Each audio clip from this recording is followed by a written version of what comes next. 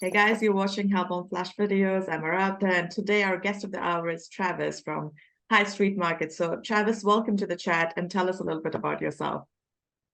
Hey guys, so cool to do one of these things. I've been a fan of what you guys have been up to, and obviously, we pounced on the opportunity to do one of these with you guys.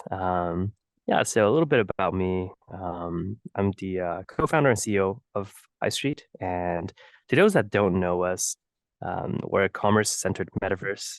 So we do all your fun MMORPG stuff, but at the same time, we try to integrate commerce directly into the game. My background is in biomedical computing, so it's kind of weird that I've kind of fallen down a dark path, I suppose, and ended up where I am. But yeah, passions in computer vision, been doing immersive reality stuff since 2015, mostly in virtual reality, mostly in computer vision, but excited to take those skills and really apply it in a growing and nascent field such as this. Of course, with the rise of immersive reality, spatial computing, especially recently with the Apple announcement, it's a really hot field to be in, and we've got incredible things planned for the rest of the year as well as hopefully becoming that first application you see on the Vision Pro next year. So yeah, lots to talk about, I believe. Absolutely. That is super exciting. And Travis, I have to ask you from biomedical engineering to here, how did that leap exactly happen? Yeah, well, I think like most people, you study something that you're passionate about, that you think is what you'll do for the rest of your life. But at the end of the day, for me, I think medicine was supposed to be super glorious and this thing that I think all my friends were doing growing up in Vancouver. But the reality of it after, looking at internships, going actually into the field a little bit at hospitals and stuff like that, it's felt very dark for me. And it's a very long story for maybe another time. But in short, it was so depressing at one point that when we started thinking about other things, friends of mine and myself, and we focused on the computing side for a little bit one summer. I believe this is like back in 2014, 2013, 2014. Got into wearables, got into hackathons. Yeah, I remember it was like the golden age of that, especially in North America with like Major League hacking just coming full blown. And we did a few and did really well in a couple, and got into that whole startup stuff, went to the Bay Area, and yeah, that's when we started looking at startups. We started looking at what is the hottest technology, and I think at the moment, the hottest thing that everybody was talking about was Oculus, the acquisition by Facebook. A lot of friends working at Facebook, can't shut up about it. So obviously, we had to go take a look, and that's also when the DK1 came out and it was transitioning to DK2 in 2015, and that was really what blew my mind about everything. Started building applications on it. I remember the most wowed demo or the most kind of amazing thing I've ever seen in computing was the fact that I could put on this bulky headset. I see this square, I turn around, I come back, and it's still there, like that object permanence and spatial tracking was nothing much, but simply just a gyroscope and a little bit of a depth camera gave you that whole perception of a alternate reality, and that was it. It set me off a very uh, interesting path, straying way, way, way off course than what I was intending to do. But I think it was good in the end, I suppose. We're not sure about that yet, but it was a lot of fun for sure. Learning and really pioneering that. And of course, I had a company before called Lumiere, and we did a lot of kind of film stuff. So, how do we use this completely new technology to create films and content that is provocative and but also immersive, educational, and in a way, challenging the medium in a way. So that was a lot of fun. Eventually, a lot of that whole industry moved to B2B stuff, just because consumers don't have headsets, and we had to build, physical establishments like VR theaters and stuff like that in order to actually distribute that content to the end user. But yeah, long and winding path. So we have a lot of experience with how people interact with these technologies, and sort of in a way we call them human machine interaction these days. But yeah, the pandemic came, a lot of the B2B stuff really died out. So that's when we actually started Highstreet. I think that was, sort of what, I feel a bit guilty thinking about this, but the pandemic really gave rise to this industry, It did. or for the second time. It really, uh, I think, pulled everyone out of the ashes. Of course, with Facebook changing their name to Meta and all that kind of stuff, pushed this whole narrative into mainstream media. But it was really, sort of guilty feeling I had. But um, everything we've done and studied and learned over the past years really just, exploded. So that was, yeah, that was the moment. So we started Highstreet and focused on brands, focused on commerce, because we understood that at the end of the day, the brands probably were the first to feel the impact of the pandemic. You can't have physical stores anymore. The whole idea of telling your story, branding, all of that is shifting. And what better way to kind of catch that than to introduce a whole new computing paradigm to them? And of course, we can finally talk about users, because in the past it's always been, well, I don't know if people are going to wear headsets. I don't know if people want to hang out in virtual worlds. Like, I'm not sure. Then all of a sudden everybody's on Zoom like this, and the metaverse is really just I think one abstraction away from this. So it became Absolutely. easier to convince. And of course, brands, I think, had the tendency to remember the internet. It's kind of weird, but if you talk to a lot of brands, department stores or anyone like that, usually they'll talk about missed opportunity before, the pre-Amazon, pre-Shopify era, where it's like, hey, you have the opportunity perhaps to invest in a growing kind of online retail sort of presence or platform, and you're like, wow, I got malls. There's no way some, web page on the internet is going to have more traffic than I am, in the center of New York City or something like that, right? That tend to be the story you hear when you talk to these kind of older brands. So no one wants to miss out again, because the internet exploded, and obviously nobody expected everyone to shop online back in the 90s, or the percentage of population will convert to shopping online. And of course, that really just made connecting the dots to the metaverse very easy, because you talk about Gen Zs, you talk about the next generation who are growing up with Oculus or Facebook, or essentially the Vision Pro, and you're like, yeah, I might not do that, but maybe the early adopters aren't going to be my generation after all. So the fear of missing out once again takes the helm, and here we are.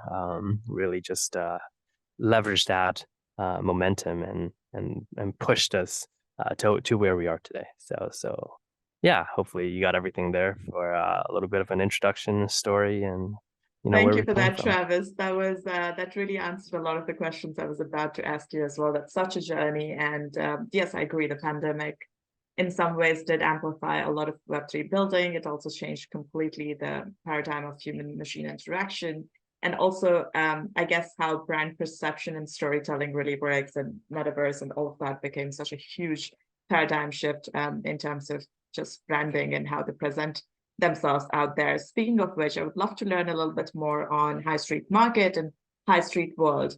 You did Yeah. give us a bit of an intro, but yeah, let's zoom in on that. Yeah, of course. I mean, to kind of dive into it, you have to start learning a bit about our team as well. So I think, like, being able to build what you're passionate about, or what you dream about, or what you want to build, had always been sort of that pinnacle of engineering. And most of us are gamers. We have about 80 people right now full time at Highstreet, and I think I could say probably 50 or 60 of them at least. I've gamed with at least once. So it's it's sort of like this melting pot of gamers from all types of genres. You have the people who are addicted now to Diablo 4 now that it just came out. And you have a bunch of VR gamers as well. A group of us play Population One all the time, and it's basically like a Fortnite in VR type game. It's a lot of fun, fast paced. So if you're waiting for something to build or have some time to kill, jump into it for a couple rounds, and it's quite exhilarating. A lot of us play various different social games as well. But at the core, most of us are MMORPG fans. And of course, with that, when you talk about virtual reality and you talk about why people join a company, it's that concept of Ready Player One or Sword Art Online, if you're familiar with the anime side of things. These were kind of stories that we grew up with, and sort of like that vision of the future we all look at. And some people might call it dystopian. To us, I think it's just um, liberating in a way. So in the real world, we're sort of constrained to a set of physics, but in the virtual world, especially something like this, we create our own rules. And as a developer and as a gamer, as a game developer, it really is that sense of freedom that all of us get. And so we got to building, and of course, if you envision a metaverse, you have to think back to your childhood gaming days where people tell you, work on, especially for us, I think with like Asian parents and stuff like that, it's like, why are you spending all your time on the video game? Like you can't feed yourself with that. And you get a real job later. You gotta study, you gotta do this. And all of us, at least some of this stuff crossed our minds. What if you could be that archer, in World of Warcraft, or what if you can be that warrior in MapleStory? Like, what if that is your real occupation? What if you can, take that suspension of disbelief on that screen and really expand that outwards and really push that into reality? That what if had always stuck with us, even though a lot of us grew up to get real jobs at some point, and that gaming became a peripheral, became a small subset of our lives, and you know became sort of just entertainment. Um, and now we're kind of flipping that around. We're like, yeah, well, guess what? The next generation in which we're building this for, maybe you could be that archer, you could be that warrior, maybe that is your occupation. And of course, with GameFi and with Play to Earn being introduced last year, um, a shred of possibility, I think, kind of popped into existence. Um, and for us, it's about, okay, well, that's a good start. But of course, with failed token, uh, token economics or failed kind of just like bad token design principle, it kind of gave, or well, it gave the entire industry a bad rep, but it sort of proved that there's a lot more to do than just slapping two tokens to a game. So for us, it's about okay, building the MMO component that we love. Really taking from the games we grew up playing, putting that all together. You put storytelling as one of our highest priority, but at the same time, let's figure out how we can make a game in which people, when they pick their characters, can actually make a living off of that. And of course, one of the most important part is you need to be able to take that in-game currency and spend it in real life, which is where Phygital come from. We can talk about that later. But the whole idea now is okay, if we can somehow make Highstreet a place you can not only just visit but take up residence in, just like moving to another country. You'll be able to pick up a job. And of course, you don't need visas to come here, but get a job, and get to work, and your work should contribute to sort of the overall ecosystem of Highstreet for your fellow, explorers or adventurers, whatever you want to call that. And yeah, that could be your occupation. If you're helping this defeat monsters, if you're clearing mobs, that should be sufficient enough uh, to be called a job. So that's where really everything came from. And I think the vision and concept of Highstreet had always been that. And we're just excited and extremely grateful to the community to give us the opportunity to build this. Excellent. That's such a shift in a complete belief system almost. So thank you for sharing that story as well. And you touched a lot about brands coming or blending rather gaming with fashion or gaming with retail and also going digital. Tell us a bit more about that as well. Yeah, of course. So one of the first things that came to mind, obviously, was the idea that, okay, if you're going to build a virtual world, um, what is the difference between that and a regular game, right? Metaverse is a buzzword. And what makes it different from good old-fashioned gaming? So the answer we came up with is that a game is created, obviously by a game designer, developers, coming together to really craft a story. It has a beginning, middle, and potentially an end, usually. And the metaverse does not, and it continues to evolve and shape itself by its inhabitants, and that's kind of like the primary difference. And if a virtual world is to not have sort of an end game or not have that traditional story arc, um, how can it continue to persist, and how does it sustain itself? How does it not get stale over time? And obviously, you know, updates, events, all that kind of stuff that MMOs are good at doing. But I think one of the most important parts is the economic or the kind of commerce aspect of things, right? If you look at any of the successful MMO games, whether it's World of Warcraft, or EVE Online, there's a pretty big percentage that is trade and commerce. And for us, it's really, taking that whole concept and try to figure out how we can make things a little bit more useful so people can stay in the game longer.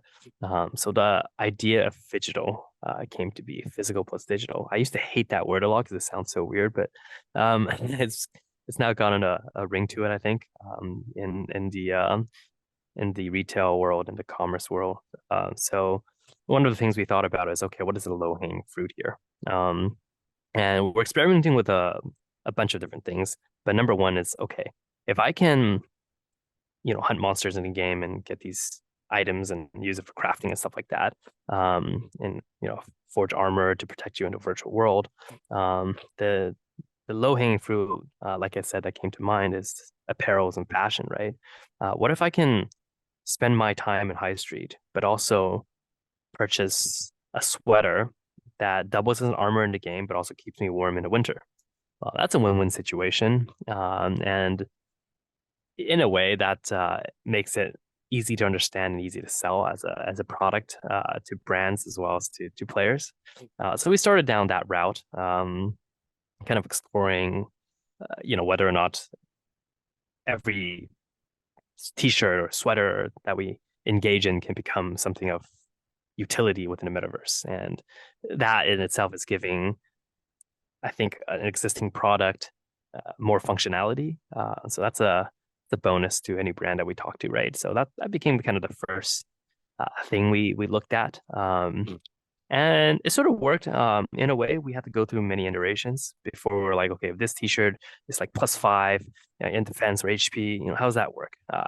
So it turns out it doesn't work that way because obviously there's way too many items out there, and we're gonna have to go back and retrofit or essentially rebalance everything, especially in gaming that became a disaster. So the current iteration is, okay, now all these physical branded portions are going to just be pure cosmetics, and you still have to play the game and forge armor, but you can fuse that physical or that digital garment together with the in-game armor to apply certain in-game stats to it.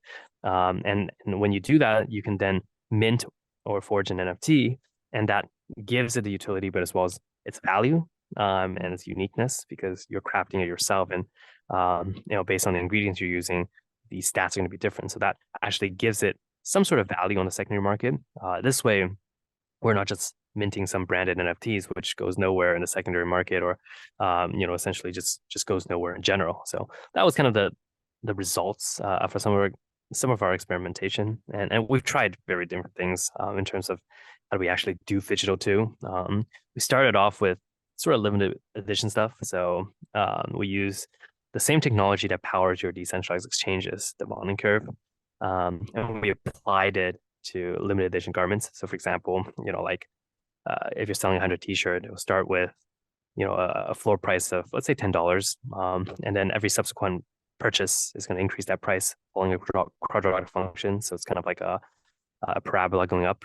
So you can buy an item, increase its price, hold a token until the price increases to a certain amount, and you can sell the token back to the pool, and always have liquidity. And I think that solves one of the more important problems in NFTs at the beginning, or digital assets in general. And then of course you can redeem it, which increases that floor price, and that's really where brands get to make their money at the same time. Turn this into a price discovery platform. So that was the first thing we tried, which works for certain items, but not for all.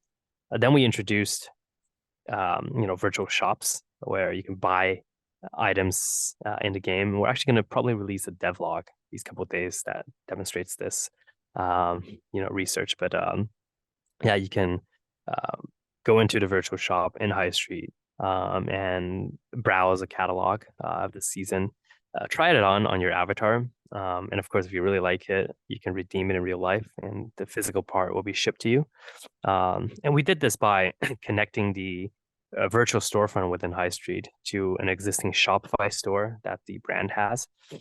So that kind of backend connection was something that we built to make onboarding easier for brands that already have Shopify, and that's like 65% of e-commerce players apparently. So kudos to Shopify, our fellow Canadian company out there.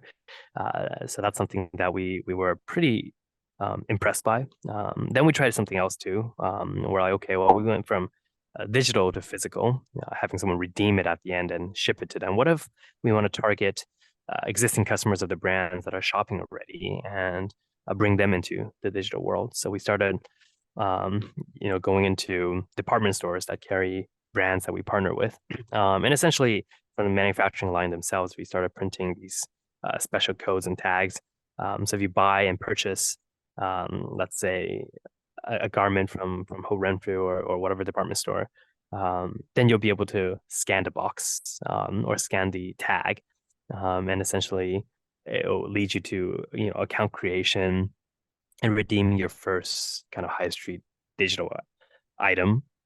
That's almost identical, I would say, to the garment you bought, but has a little bit more flair to it. Maybe has an animation that plays, has a little bit of utility, and then you can take that and craft it into an armor. So sort of like a guided hand-holding step into how to enter the metaverse, how to claim your first digital apparel, how to mint that into an NFT, like all these little things to try to capture the market that's not already covered by Web3, crypto, or anything in our realm of influence. So that was like the different things that we're trying, and we're still experimenting with a bunch of stuff. But yeah, that's really the long-winded answer of Phygital. Wow, it's so fascinating how the digital world really works. And I love how you're playing with the bonding curve and the pricing part of it. And imagine everything behind everything is the high token. So tell us very Yes. briefly, how does the token work? Yeah, so I mean, most people are familiar with this because of high tokens. And that's the in-game currency that we're currently using. So everything is used, or I guess like everything's denominated in high, which is quite interesting to say because obviously we live in a world where cryptocurrency fluctuates like crazy every day. But I think at the end of the day, high is being used both as an in-game kind of token, but also as a eventual governance sort of almost like I want to say, like, if you think about high tokens being sort of your voting rights in Highstreet, but also your credentials in Highstreet, and at the same time your spending power in Highstreet, it would make sense. I know it doesn't seem like that right now, but that's kind of how we're building this world up to. We don't do user-generated content at the moment, or at least we limit it. And there are good reasons for that, especially looking at where we are today in terms of technology and stuff like that. But at the end of the day, I think we are going to start decentralizing ourselves slowly and steadily.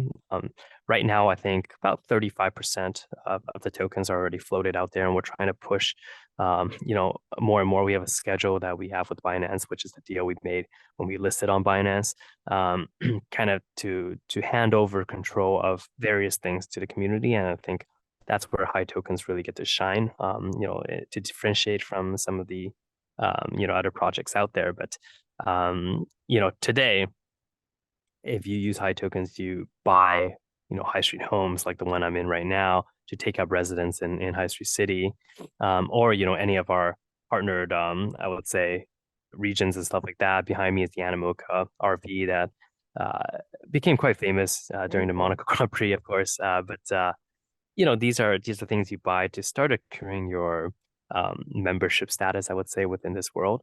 And obviously, certain decisions you can make is going to be limited to where you own homes in, right? So if you own a home in, say, Animoca Archipelago or Binance Beach that's coming up into various different regions, then you'll be able to start making decisions like, what brands get to, put their store in there. What brands would you like to see next? And of course, that helps both our marketing team as well as the onboarding team. But at the same time, uh, that's really where high token gets to shine. It's brightest in terms of metaverse integration and stuff like that. So think governance. But for now, it's really your purchasing power in High Street. Everything we sell, from the furnitures that you see around here, from the homes itself, just about anything really uses high tokens. Got it. Yeah, that definitely helps clarify. I absolutely love the backdrop of the high street home and the RV out there.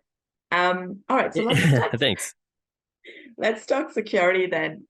We have been engaged in the cybersecurity part of High Street. So what does the internal security strategy right now look like for you, and why go with Halborn? We went to Halborn, I believe. It's almost been wow. It's been a while now. It's been almost a year and a half, I want to say, or even more. And I think like being in this world and just seeing what we see every single day, exploit after exploit, um, it's a bit scary. And I think like it's a two-way street, right? I think in the grand scheme of things, people like the idea of open source and decentralization and stuff like that. And the whole idea came from the fact that, okay, if the code is out there readily available on GitHub and stuff like that, then you have a million pair of eyes looking at it, and therefore it's safer, right? That's the kind of consensus that a lot of people have. Um, but the harsh reality is, okay, yeah, you got like thousands of people, if not hundreds of thousands of people looking at this project, but who's actually auditing code, or who's actually doing anything about it? Like, I would follow projects on GitHub and I would take a look at it. I would look at the key functions or look at the APIs, and if they have documentation, I'll probably read that and look at what it does and whether or not it's useful for us to integrate. And maybe we'll do a few sandbox projects here and there. But the thing is, I'm not going to read through it line by line and find exploits, but you know, only malicious actors would. So at the end of the day, you're just putting code out there for malicious actors to read because the general public isn't going to do anything about it. So thousands and thousands of pairs of eyes on it that are doing nothing, and all you need is be three or four, you know, ill-mannered people who exploit it. And so it makes it even more dangerous, in my opinion, this whole decentralization part, and the whole open source part. I think it's important because for transparency's sake.